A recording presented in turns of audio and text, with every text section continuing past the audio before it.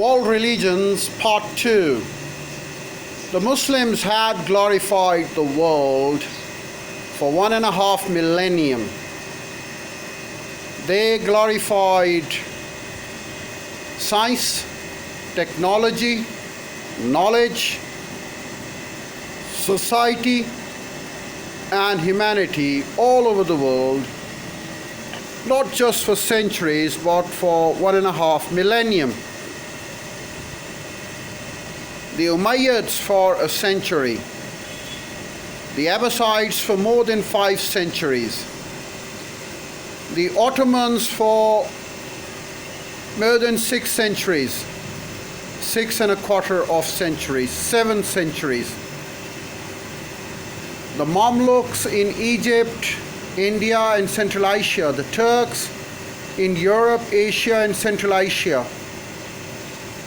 the Fatimid in Egypt, and what to mention of such a long list. And they have not just been working as the brutal forces of empires, but they had worked in art, they had worked in knowledge, they had worked in science, they had worked in civilization, they had brought peace to the world, they had brought progress to the world, and they had brought development to the world.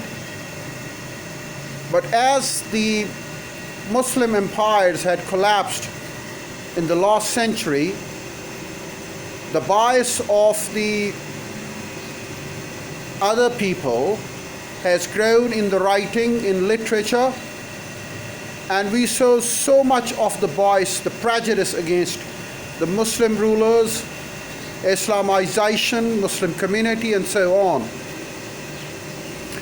Some of the people have given it a term of Islamophobia, but I believe that Islamophobia is the big term, but not just to say of Islamophobia. What I've seen over the long period of time, that the writer do choose to talk against the Muslim societies, the principles of Islam, and they can't in fact digest the glorification of Islam, the glorification of the Muslim rulers, Muslim scientists, Muslim scholars, Muslim professors. If we can draw the right hierarchy over here, the right content of the history, we can justifiably say and claim that it were the Muslims, it were the Muslim universities, it were the Muslim professors, the scholars who brought awakening to the dark ages of Europe. They brought knowledge, they brought science, they developed the basis of technology. But when it comes to the papers, when it comes to the books, when it comes to the research material, I've seen many of the writers are trying to hide the glories of Islam. And this is where they make a mistake. They are not just in their research, they're not just in your explanation, and they certainly try to give a picture of their own, and that's the wrong thing. Well, the religions have worked all along with one another. Some of the religions were also in conflict with the other, but we have also seen the religions in coordination with each other. And the story goes on when we talk about the revealed religions of Judaism, Christianity, and Islam. We certainly have similarities there.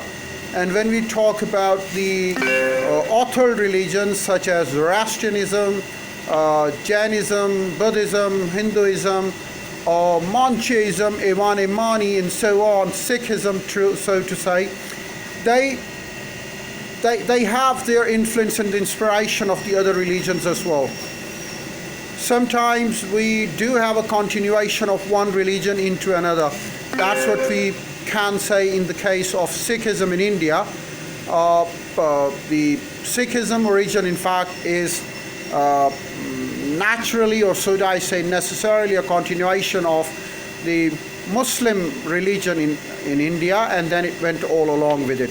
Well, there had been disciples of one religion becoming the prophet of another religion, and the story goes on. I'll tell you more about all such details, theories, and practices in my videos as I go along with them. and try to explain the things over here.